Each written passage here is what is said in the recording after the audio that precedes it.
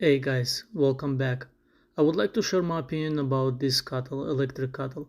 This is a really good electric kettle. What I most like about it is the fact that it can contain a lot of water compared to many other electric kettle in the market. This kettle is very strong, not too loud. I also like the blue LED light that allowed you to see it better in any dark place. Overall, the design is very nice. It's nice grip on the handle. It's not too loud, as I mentioned before. The colors are really pretty. The most important that you can contain, as I mentioned before, you can contain a lot of water, and basically in one shift you can serve many. Está encendido y hay luz,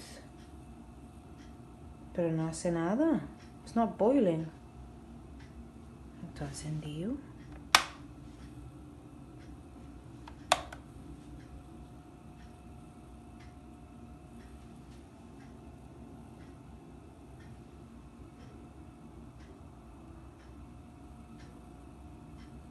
¿Qué pasa?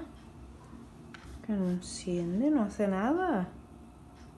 It's not boiling.